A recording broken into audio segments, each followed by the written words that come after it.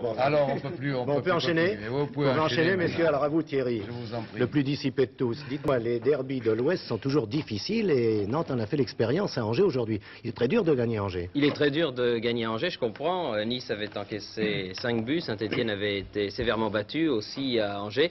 Et ma foi, les Nantais, comme on va le voir, ne s'en sont pas trop mal sortis. Mais je pense qu'avant de voir ce derby de l'Ouest, nous allons voir des images des nombreux buts qui ont été marqués à Bastia hier soir sous l'œil attentif et vigilant de Bernard Père et de l'équipe d'Antenne 2. Oui, Bastia, c'était un match attendu. C'était même pour les deux équipes un match que l'on dit à 4 points entre Bastia et Paris Saint-Germain. Paris Saint-Germain qui joue en rouge et Bastia en bleu. Il y a 6000 personnes. Et les Parisiens se sont présentés seulement à 20 h au stade Furiani parce qu'ils avaient perdu leur bagage et qu'ils étaient arrivés à Bastia à 17 h seulement. Les Bastiais ont pris ce match à bras-le-corps, ont dominé dès les premières minutes avec un Zagic époustouflant qui a fait un match absolument remarquable. Regardez cette feinte sur la poste. Et finalement, Pantelic doit sortir pour mettre en corner. Il y aura le corner, mais il y a surtout un coup franc. Et suivez bien ce coup franc de Zagic. La tête de Papy, celle de Félix, 1-0. On joue depuis 4 minutes. A noter que Vazovic a présenté une équipe assez curieuse, puisqu'Umberto fait sa rentrée en milieu de terrain, et c'est Laposte qui joue arrière droit, et qui a la tâche de marquer Zagic. Il enverra de toutes les couleurs, selon Laposte. Les Parisiens essayent d'attaquer bien timidement, ils ne sont pas dans le match, à vrai dire, ils ne se sont pas très bien échauffés, pas assez en tout cas. Et on n'a pas l'impression qu'ils jouent un match important. Les Bastiais, eux, le jouent, ce match important, et de très belle manière. Ils ont récupéré Petrovic, qui n'aura pas grand-chose à faire. Et ils ont un milieu de terrain absolument remarquable avec Franceschetti et Papy, surtout Papy qui a été remarquable, qui a donné une balle à Zimaco, qui est parti à mon avis hors jeu, et qui marque le deuxième but à la 33e minute. Inutile de dire que les supporters bastiais sont enthousiastes. Ce n'est pas terminé. La défense bastiaise tient bien avec un Guédon qui est revenu. Et les Parisiens ne se montrent pas assez rapides et surtout assez mal inspirés. Papy, toujours lui, organise bien le jeu, donne de très bons ballons. Zagic sur son aile fait absolument ce qu'il veut.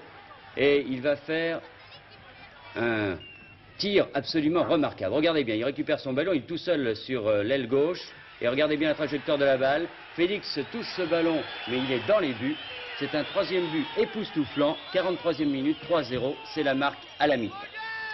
Alors en deuxième mi-temps, les Bastiais vont un peu se déconcentrer, on les comprend. Les Parisiens vont essayer de se reprendre avec Daleb que l'on a peu vu. Il est vrai qu'il était serré de très près par Marchionni. Et finalement, ces Parisiens, par Redon, peut-être le meilleur d'entre eux, vont se montrer dangereux. Et ici, Petrovic enlève une balle à M. Pelé.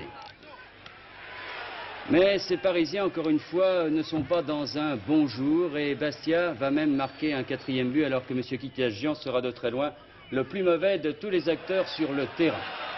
Et c'est Zimaco qui marque le 4e but sur une mésentente entre Novi et Pantelic. 4-0, l'addition devient lourde. Et pourtant, les Parisiens vont quand même réduire la marque. Ils vont réduire la marque tout d'abord par Laposte, qui partira pour certains hors-jeu, qui se présentera devant Petrovic et qui va le lober. Un but que nous verrons très peu, à vrai dire. Il a surpris un peu tout le monde, ce but de Laposte. Voilà, la balle est au fond, ça fait 4-1 après 69 minutes de jeu. Et puis alors que du côté Bastia, on s'en fait pas trop, on mène 4-1. Les Parisiens vont marquer un deuxième but par l'intermédiaire de Daleb, qui va réussir un très bel exploit technique et réduire la marque, donc 4-2. Il faut dire que les Bastiais ont dominé toute cette rencontre. Ils auraient pu bénéficier également d'un penalty sur des fautes pour Zagic. Un Zagic qui va faire souffrir son ami Pantelic sur des corners, comme sur celui-ci, et sur des coups francs aussi. La balle va être retirée sur ce corner et suivez bien ce ballon. Pantelic se précipite, le ballon ne sort pas. M. Kitiagian, lui, l'a vu sortir, c'est pas la première fois qu'il se trompe. Pantelic n'est pas content. Zagic tire ce coup franc et regardez bien. Laposte supplée son gardien. Mais on n'a fait que reculer l'échéance, car Zagic le tire encore, ce corner, et c'est Papy qui marque. 5-2. Très belle victoire de Bastia. Il faudra revoir Paris Saint-Germain. Et pourtant, Daniel Echter n'est pas content du tout. Le problème du jeu à Bastia, c'est surtout le contexte dans lequel on vient jouer. Si tous les 15 jours ou 3 semaines, il y a un scandale des équipes qui viennent jouer à Bastia, c'est qu'il y a un problème. Si des équipes comme Nantes viennent en prendre 3, si Lens est mené 3-0 à la mi-temps, et si Nice, eh bien, c'est qu'il y a un problème. Et je pense que c'est aux autorités du football de se pencher une bonne fois surtout sur le problème, c'est tout. Et vous comptez faire quelque chose? Bah, écoutez, porter une réclamation, ça sert à rien. Alors je ne fais rien de ce côté-là. Je demande simplement quel sera le premier président courageux à ne pas venir avec son équipe. Alors je ne sais pas si ce sera M. Leuillet qui l'a dit ou moi. Et Daniel Esther doit oublier sûrement qu'il a gagné 2-0 à Bastia il y a 2 ans. Et le jour, il a dit, Bastia, très bon public, très bonne équipe, mais nous avions perdu à 2-0. Je préfère qu'il dise aujourd'hui, je ne viendrai plus à Bastia en ayant perdu 5-2. Et s'il en avait pris 8, alors là, je vais être mauvais avec lui. Parce que si ce soir, Daniel Esther a perdu, il ne faut pas qu'il s'en prenne à son équipe, il faut qu'il s'en prenne à son comité de gestion. Parce qu'il est impensable qu'une équipe de première division, qui a l'argent de Paris Saint-Germain, là je m'initie un peu dans les affaires de Paris Saint-Germain, vous me direz, mais il est impensable qu'une équipe arrive 2 heures avant un match important. Parce que M. Vassovic avait dit il y a 2 jours sur un journal, que je nommerai pas, si nous gagnons à Bastia, on est champion de France. Alors vous comprenez, pour être champion de France, il y a encore quelques matchs à faire.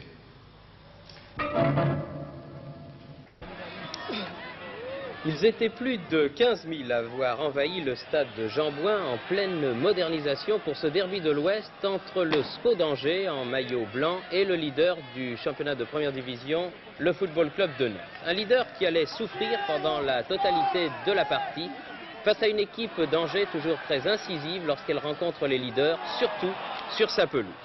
Angers qui n'a pas marqué en première mi-temps, mais qui va se détacher au cours de la deuxième mi-temps, d'abord sur un superbe but de son avant-centre André Barthélémy, l'avant-centre qui monte dans le football français, un garçon qui jouait encore en division d'honneur à Montélimar la saison dernière. Les minutes passent, Angers mène toujours par 1-0, et il va falloir une remarquable intervention de Bertrand Demanne pour détourner ce ballon en corner. C'est se reculer pour mieux sauter, car le corner donné par Chastain atterrit sur la tête de Ferry et le poteau renvoie le ballon à l'intérieur. 2-0, il reste à ce moment-là moins de 13 minutes à jouer. On se dit que le leader a perdu, c'est mal connaître les fins de match des Nantais, qui ont décidément beaucoup de ressources et qui cette saison ont marqué beaucoup de buts au cours du dernier quart d'heure. Michel va lancer Amis en profondeur, et malgré un angle super réduit, le petit ailier gauche de l'équipe de France réussit à loger le ballon à l'intérieur du but défendu par Fouché. Nous revoyons ce premier but nantais, un but absolument magnifique de sang-froid et de précision. On joue les arrêts de jeu, on se dit que Nantes décidément a perdu chez le voisin angevin, bien que les occasions en cette fin de match soient nantaises. Triantaphilos, puis Baron Kelly sont à 2 doigts de pousser la balle en terre promise, comme dirait Roger, mais ils n'y parviennent pas. Et il faudra un coup franc généreusement accordé par M. Bruils pour voir Thierry Fussot égaliser alors qu'on jouait depuis 92 minutes. Il était temps. Tiens, pendant ce temps, Thierry, je reçois un télégramme. Bon baiser, à bientôt, mon cher ami, signé Kiketjian. Il s'agit de l'arbitre dont vous avez parlé tout à l'heure, Bernard Père. Thierry Roland, Michel Platini, le football en fait, c'est un livre promis à un grand succès, j'imagine, et c'est le premier d'une collection, une nouvelle collection dirigée donc par Max Urbini chez Alta Sport avec une préface de Roger Piantoni, et c'est Philippe Tournon qui a recueilli les propos de Michel Platini, le football en fait. Un livre très sympathique, Robert. Oui, 2 autres très sympathiques qui feront plaisir à Roger Coudert, je pense. Brive, un grand parmi les grands du rugby par Thierry de Goulange. Brive. Oui. Connaissez, Roger? Chez moi, ça. Oui. Et puis grande équipe, grande équipe. Et celui écrit à compte d'auteur, c'est une précision remarquable. Qui est utile d'apporter. Les fondamentaux du rugby par Pierre Conquet et Jean de Valuez avec une préface du grand parmi les grands, le docteur Lucien Mias. Les fondamentaux du rugby, Pierre Conquet, Jean de Valuez. Très beau livre technique et intéressant. Bien, nous restons dans le football, Thierry Roland. Si je vous demandais le résultat de la paillade aujourd'hui. Bien justement, je ne sais pas, il recevait Avignon, mais l'AFP ne nous donne pas de bonheur les résultats de la 3e division, et je l'attends avec impatience, je dois dire. Bon, alors parce que là, vous me faites louper mon effet. Pourquoi la paillade? J'attendais que vous me disiez pourquoi la paillade. Tout simplement parce que, faut-il vous le rappeler, dimanche prochain, la paillade rencontre en Coupe de France Marseille. Le tenant. le tenant, et ça se passe à Alès, et la Payade est une équipe qui a ceci de particulier de compter de nombreux anciens grands joueurs professionnels que vous nous présentez. C'est vrai, c'est une équipe avec laquelle nous avons passé un moment et nous allons aller les retrouver, non pas à Montpellier, car cette petite histoire commence à Lyon. Pour l'Olympique de Marseille, en effet, cet homme est dangereux. Fleury Dinalo sera le meneur de jeu de son nouveau club, la Payade de Montpellier, à Alès, dimanche prochain contre le tenant de la Coupe de France, l'Olympique de Marseille. Fleury Dinalo, qui bien que jouant à Montpellier, habite toujours Lyon, sa ville de toujours. Une ville où il a été plus de 15 ans footballeur professionnel de première division.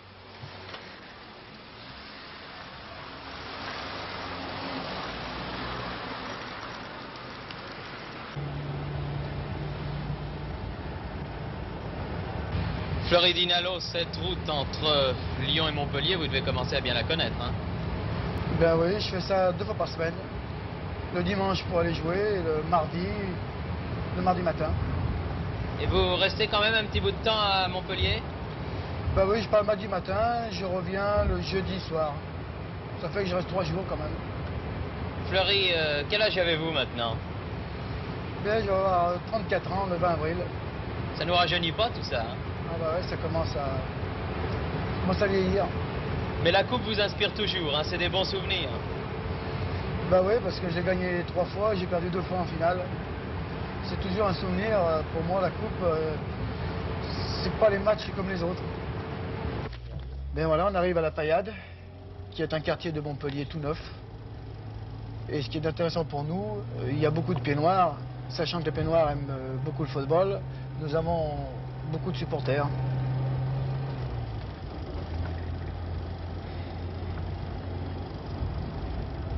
Alors, Fleury va s'entraîner tout seul.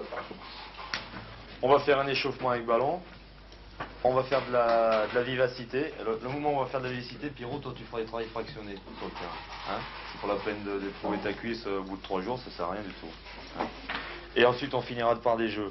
Pendant l'échauffement et pendant qu'on fait la vivacité, Luigi, tu travailleras, tu feras une séance de gardien avec M. Favre.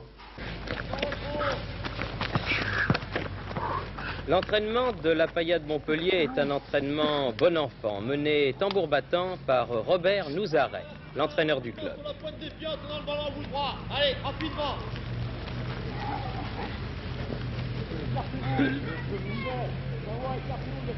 Oui. Et on repart. Landy s'entraîne de son côté avec l'ancien professionnel qui joua au Stade Français il y a une vingtaine d'années, Louis Favre. Quant à Fleury Dinalo qui relève d'une entorse au genou, il met son genou à l'épreuve, il veut absolument jouer dimanche prochain.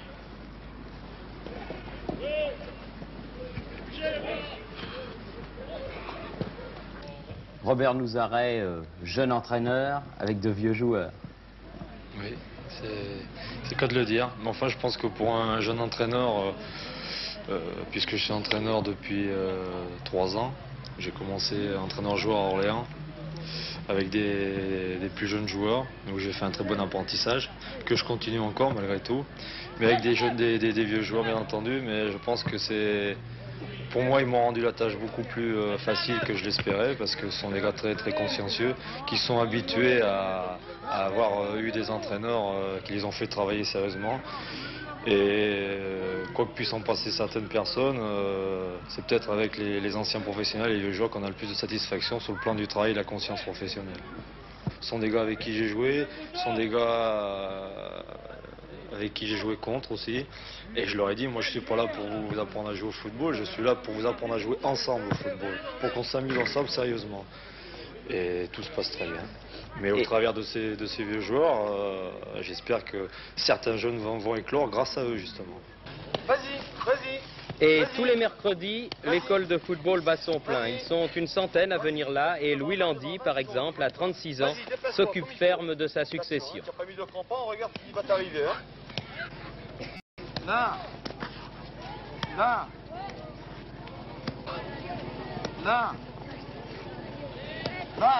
La Payade a vu le jour de la fusion de notre équipe corporative de la formation sportive du nettoiement avec la Payade Littoral.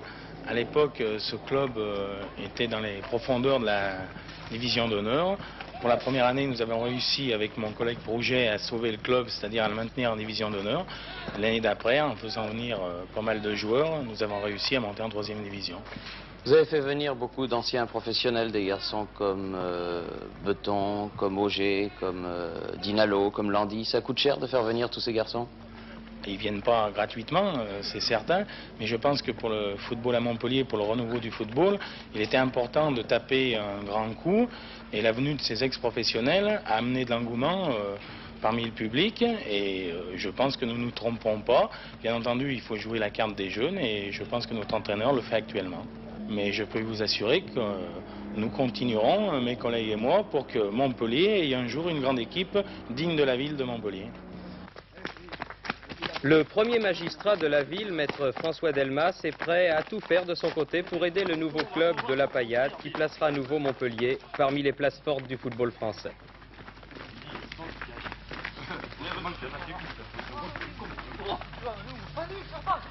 Mais Montpellier avait un grand passé sportif, notamment en matière de football. Et puis il a fallu tout reprendre.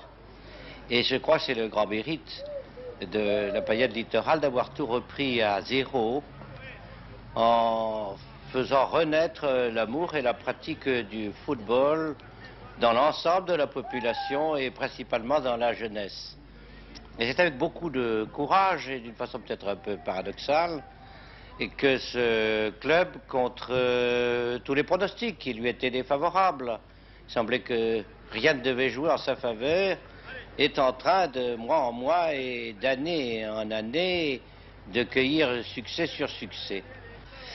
Et il est certain qu'une équipe fanion par les passions très saines d'ailleurs qu'elle provoque, par la fierté, le chauvinisme même qui est le résultat de ses succès et de son courage, est un élément d'animation, est un élément d'entraînement.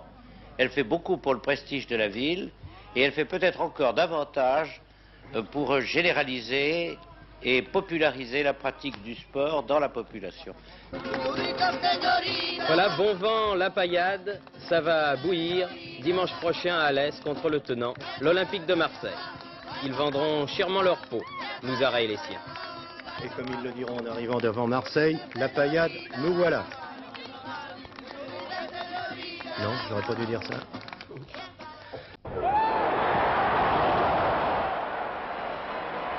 Tout naturellement, pour enchaîner cette rubrique, un résultat du championnat de Belgique qui va mieux vous situer encore la valeur du Football Club de Bruges que nous allons vous présenter maintenant. Aujourd'hui, le Football Club de Bruges a battu Liège, Football Club de Liège aussi, par 4-0. 8 pour une coupe, l'un des 8 qualifiés pour les quarts de finale de la Coupe d'Europe, avec Bernard Père et son équipe qui ont assisté pendant quelques jours à l'entraînement du Football Club de Bruges.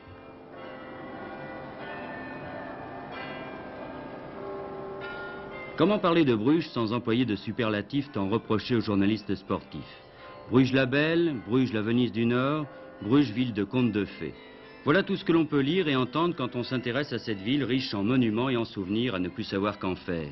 C'est un miracle que Bruges soit restée telle qu'elle est, épargnée par toutes les armées qui se sont affrontées au milieu d'un des champs de bataille les plus disputés d'Europe. Ville de tradition historique, religieuse et culturelle, Bruges ajoute ces dernières années un autre fleuron, inconnu pour certains, important pour d'autres, une grande équipe de football. Une équipe qui tout doucement s'est d'abord imposée en Belgique avant de faire l'an passé une entrée plus que remarquée en Coupe d'Europe. Certes, l'une des moins cotées, mais très certainement l'une des plus difficiles, la Coupe de l'UEFA. Bruges ne s'est incliné qu'en finale face à Liverpool, le futur adversaire de Saint-Étienne, en étant battu 3-2 à Liverpool et en faisant match nul sur son terrain, un but partout. Les Lyonnais connaissent bien la valeur de cette équipe belge, puisqu'ils ont été éliminés par elle sans excuse l'an passé. Cette année, le FC Bruges s'est qualifié pour les quarts de finale de la Coupe d'Europe des clubs champions en éliminant Bucarest et surtout le Real Madrid. En mars, le FC Bruges devra passer un nouvel obstacle et de taille aussi, celui-là, le Borussia de Mönchengladbach. C'est dans un stade flambant neuf que Bruges attendra son futur adversaire. Mais malgré son succès, le club garde des allures familiales, la preuve, M. Declercq est président, comme l'étaient avant lui son père et son grand-père. Au moment que le club de Bruges a été pour la deuxième fois plutôt champion de Belgique, c'était mon père qui était le président. Cette année-là, il a donc remis les pouvoirs à son fils Et depuis là, je dois dire que nous avons vraiment connu une période faste dans le football. L'année passée, la Coupe UEFA arrivait en finale. Et puis cette année-ci, je dois dire que battre le Real Madrid, ce n'est pas mauvais du tout. C'est un résultat même exceptionnel. Vous pensiez que vos joueurs allaient pouvoir le faire? Battre le Real Madrid? Ben, à première vue, notre entraîneur avait dit que ce n'était pas facile du tout. Mais une fois qu'on avait joué à Malaga, on a constaté que le Real Madrid, pour le moment, est plutôt un grand nom qu'une grande équipe. Mais Bruges a compris que pour avoir un grand nom, il faut d'abord avoir une grande équipe et un environnement digne d'elle. C'est pourquoi les installations du stade sont un modèle pour tous. Toutes ces installations, le club les doit à la municipalité, qui en contrepartie ne donne aucune subvention, mais perçoit 10 francs belges, soit environ 1,25 franc français par spectateur. Les bénéfices publicitaires sont partagés avec l'autre club qui joue en première division, le Cercle de Bruges. Le club compte d'autre part une vingtaine de professionnels qui perçoivent tous le même salaire. Ils ont, comme en France, un contrat à durée limitée. Les primes de match sont toutes identiques pour le championnat. Elles sont bien sûr supérieures pour la Coupe d'Europe, mais de toute façon fixées en début de saison. L'entraîneur de l'équipe, l'Autrichien Ernst Sappel, n'est pas un inconnu des Français, encore moins des Parisiens, puisqu'il était le demi-centre de l'équipe du Racing Club de Paris dans les années 54-55. C'est un homme que l'on dit froid, rarement souriant, très sévère, qui, quoique ne parlant pas le flamand, sait se faire comprendre sans employer de grandes phrases. Après avoir entraîné Feyenoord et Séville, il obtient avec Bruges d'excellents résultats, et c'est bien le principal.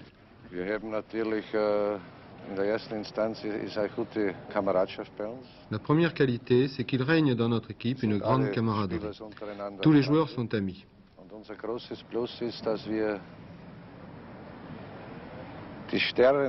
Chez nous, il n'y a pas de vedette, mais on joue un football collectif.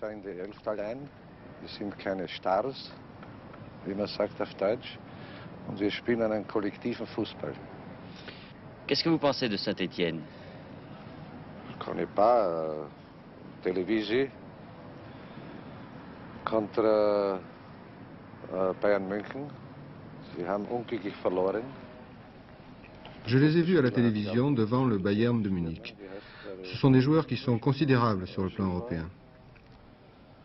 Und es ist ein beachtlicher Gegner in Europacup im Moment. En Belgique comme ailleurs, les bons joueurs coûtent cher. C'est pourquoi Bruges aussi se tourne vers la formation des jeunes. Il n'y a pas de centre de formation à proprement dit à la manière française, mais on prend les jeunes beaucoup plus tôt. Nous faisons un effort substantiel sur le plan des jeunes. Nous avons momentanément 350 jeunes joueurs qui sont donc membres du club, qui jouent dans une quinzaine d'équipes. Nous avons pour cela un comité de jeunes extrêmement actif, ainsi qu'une dizaine d'entraîneurs de jeunes. Ces entraîneurs sont pour la plupart d'anciens joueurs de l'équipe première. Mais ces jeunes, vous les prenez à quel âge? Nous les prenons dès l'âge de 9 ans, où nous les mettons donc dans une école de minimes, sous la surveillance et sous la direction d'anciens joueurs. Et ils jouent combien de fois par semaine? Ces jeunes jouent 3 fois par semaine. Quand une équipe réussit de bons résultats, les supporters sont nombreux. C'est donc le cas du FC Bruges.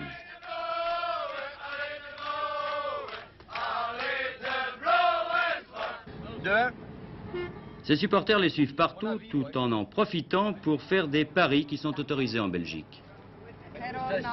C'est un ancien policier quand même.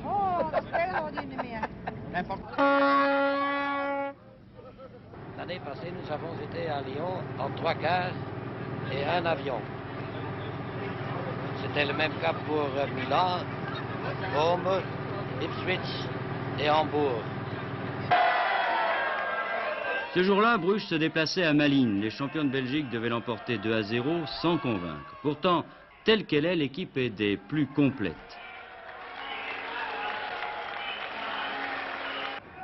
Avec Birger Jensen dans les buts, c'est un Danois.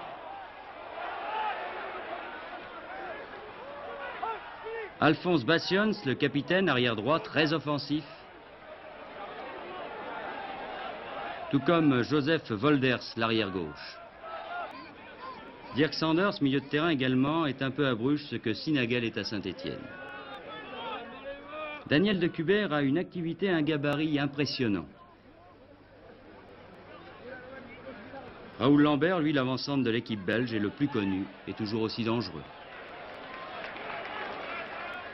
Paul Courant, le meneur de jeu, a un peu le style et le gabarit de Kéruzeret. Quant à Ulrich Lefebvre, c'est de loin le plus dangereux de l'équipe.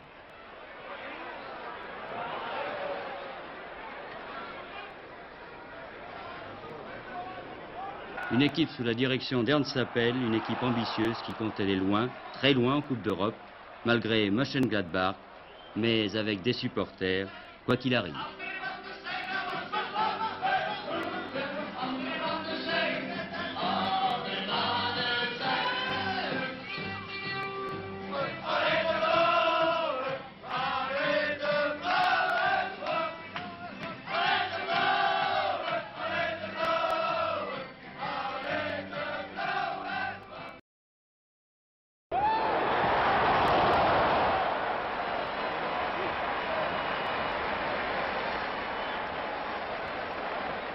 Leeds United en blanc battu sur son terrain de Allen Road, voilà qui n'arrive pas souvent. Et pourtant, c'est la mésaventure qu'ont connue les ex-coéquipiers de Bremner. Premier but marqué par Green dès le début du match.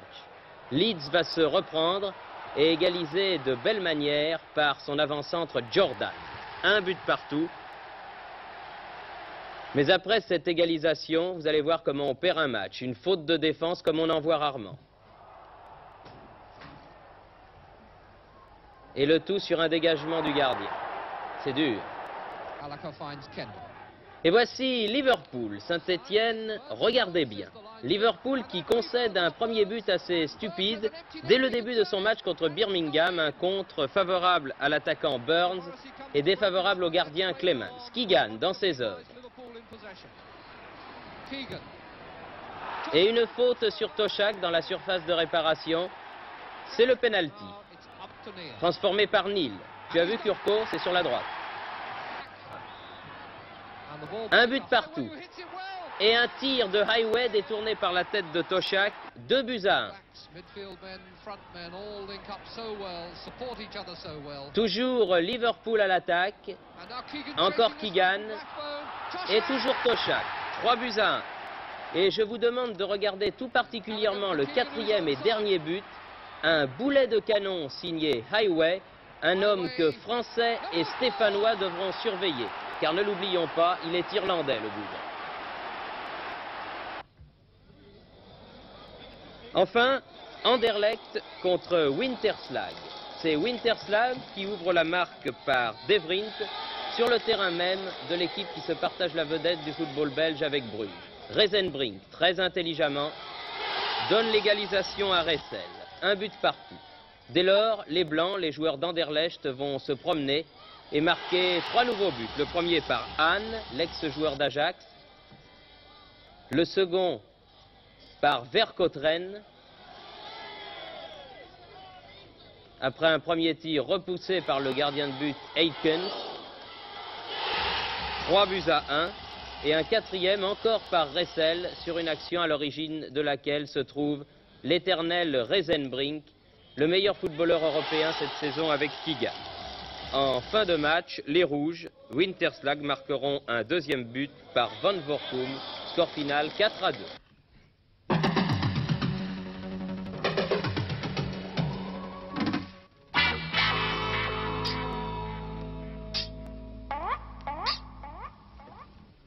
C'était la 24e journée en première division et il y a eu 3 victoires à l'extérieur, Lens, Nice et Valenciennes. Nice qui obtient une bonne victoire à Nancy, le score peut surprendre. Marseille s'est légèrement repris face à Laval. Saint-Étienne est écrasé à Sochaux. C'est la mauvaise surprise du jour pour les Stéphanois. Au classement, Nantes compte 2 points d'avance sur Lyon et 3 points sur Bastia et Lens. Le champion de France se trouve probablement parmi ces 4 équipes. En queue du tableau, pour Lille et Rennes, je crois que malheureusement, c'est terminé. Toulon est tombé à Béziers dans ce groupe A et Monaco s'est incliné à Cannes. C'était les 2 matchs les plus importants de la journée, tandis que Guignon l'a emporté devant le Paris FC au classement. 3 leaders, Auxerre, Toulon et Guignon. Guignon compte un match en moins. Avignon est 4e à 3 points.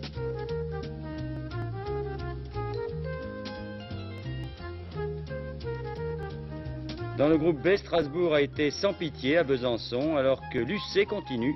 Cette fois, c'est Chaumont qui a dû s'incliner sur son terrain. Au classement, Strasbourg est un confortable leader, l'UC est à 3 points, Rouen 3e à 5 points.